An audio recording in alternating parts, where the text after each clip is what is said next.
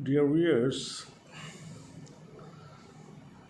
we're all obsessed with the concept of being healthy, keeping ourselves healthy, and there is a fear of disease, and there is a longing for keeping fit, being healthy, and there are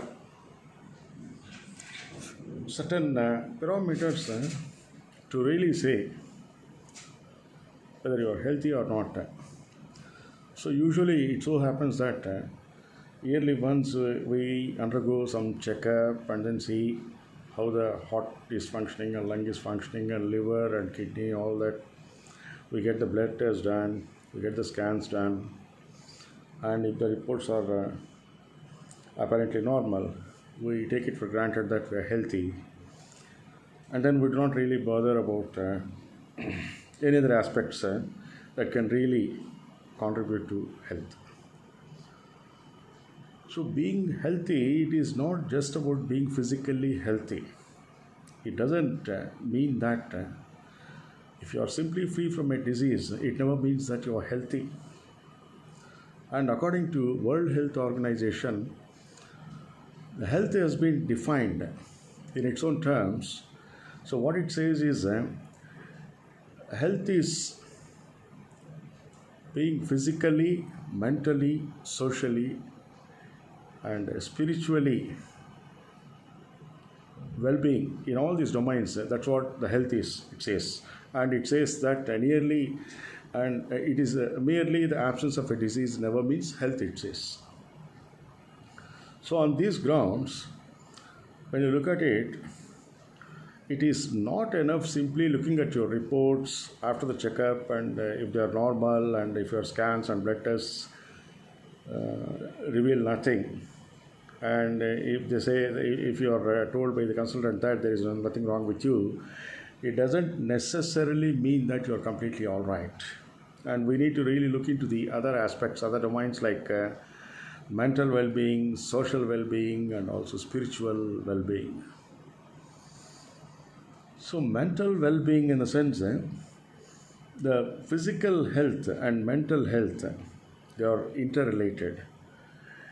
Any bodily disease can bring about some mental disturbance, or any mental health and mental stress by itself can result in some kind of changes in the body, what we call as psychosomatic symptoms. Say, for example, many things which you are not aware, they happen to be psychosomatic disorders. The commonest, hyperacidity, and of course, migraine can also be because of the stress, and even many may not believe, even the psoriasis is also a psychosomatic disorder. And there are many, the list is endless actually. So there are many things which are directly related, which appear as a bodily symptom because of the underlying mental stress. So it implies that keeping ourselves fit physically and also mentally is equally important. So it further goes to say that you need to pay attention to the mental well-being and remaining free from the stress. It is as important as keeping yourself fit physically completely.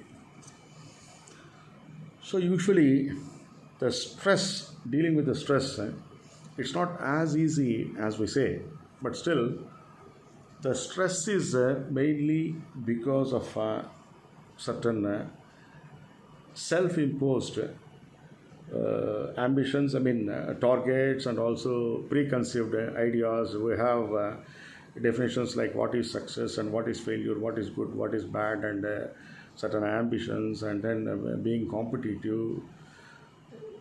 We try to conform to certain standards defined by the society. Actually, the definition of success and failure, they are the borrowed definitions in the society. And what is success for you may not be a success at all for the other man, and it is such a subjective perception, and it varies individual to individual. And I do not mean to say that one need not be ambitious and one need not strive for success, anything of that kind. It's not discouraging in the sense. What I mean to say is, let us not be obsessed with the idea of some achievements and proving yourself and being obsessed with the social status and financial status and qualification, designation, and all that. Though we all need money, though we all need education, we all need a decent social status, it shouldn't be so haunting that it makes you restless. So, do your best, give your best, leave the rest.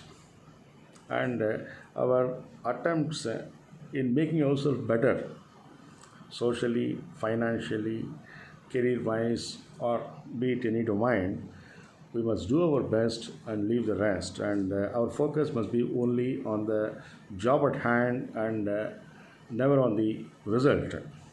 This is, in fact, one of the effective messages propounded in Bhagavad Gita. So the focus must be only on the job at hand, what we do, and the result will be taken care of by itself. So that is one way of taking care of the stress. And doing our best is the best way of dealing with the mind. And the most of us we feel stressed. Why? Because there is an inacceptance of what it is, what we are, what we have, and what it is.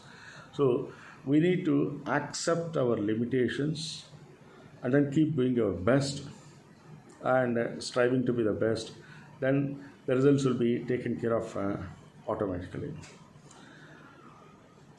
And then social well-being. This is largely ignored by many.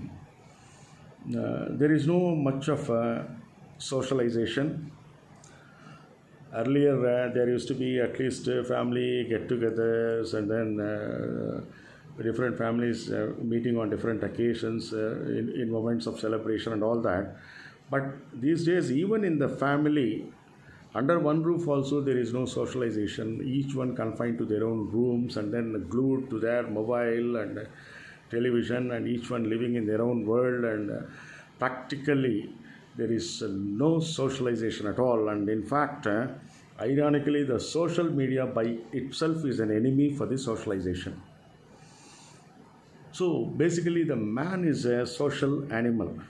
So say hypothetically, let us imagine, suppose you are in an island and you are given what all you are looking for and what you desire for, and you are given all that you can that can satisfy all your senses, and you are given money, food, and whatnot, whatever you ask for, granted. But still, if you are left alone, imagine how many days you'll be able to live alone. So that is the pain of loneliness. That is the pain of lacking social life. So the physical well-being, mental well-being, and social well-being is also an absolute need. So then following that, spiritual well-being in the sense it is not something completely becoming spiritualistic, but trying to understand, comprehend our own limitations, and in the vastness of the universe, how finite we are, and then trying to surrender to the Almighty. And the birth is not in our hands, and the death is also not in our hands, and in between we want the events in the life to occur according to our own will and wish, which is definitely not practical. So one who has given us birth, and we don't even know where we have come from and where we'll be going to. So the birth and death itself is not in our hands, and even the life in between also, let us surrender to the Almighty. That is the best way of being spiritualistic. It is not about being religious, and it is not about any kind of rituals and all that I am saying. And surrendering to the Almighty is all that spiritualistic in the given context. So I stress upon there is a mental well-being and spiritual well-being and social well-being. They are all interconnected. Thus, oneness and togetherness. This is a concept which is spanning across all the three domains of the life, like mental well-being, social well-being, and spiritual well-being. So the one way is to completely surrender yourself to the Almighty,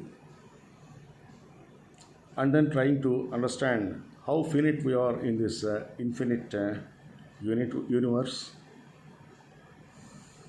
and this spiritual well-being can itself will take care of social well-being and also mental well-being, and for dealing with the stress, and also to keep the mind free from any kind of conflicts or the stress. There are two ways. One is by resorting to meditation, which many right in the beginning they say that they cannot meditate and it is not meant for them. They give up right in the beginning when it is proposed, when it is suggested. But that's not the way. The very reason that thoughts are troubling you, that itself is the reason for you to meditate. Just because you are being troubled too much by your thoughts, it doesn't mean that's a reason for you not to meditate. That itself is a reason for you to meditate. But at least at physical level, if you are not able to meditate effectively, it is not, of course, it is neither impossible and nor easy. It is practicable, and the results are always cumulative in meditation. You can enjoy the benefits, the reaps, the fruits of the meditation over a period of consistent practice. And if not, at least at the physical level, the best thing to relax is the stress. All the stress that we experience is because of the conflicts in the mind, because what we think is different from what we speak, and what we speak is different from what we do. So your thought, word, and deed must fall in the same line. And when all these thought, word, and deed, when they are in one plane, in Telugu or Sanskrit we call it as a Trikarana Shuddhi. So when they are in one plane, the mind is free from the conflict, and there is no scope for any kind of stress that can really trouble you. So this is the gist of it. So the health concept of the health is it is inclusive of all this, and it is comprehensive. It is not just about being physically fit. Thank you.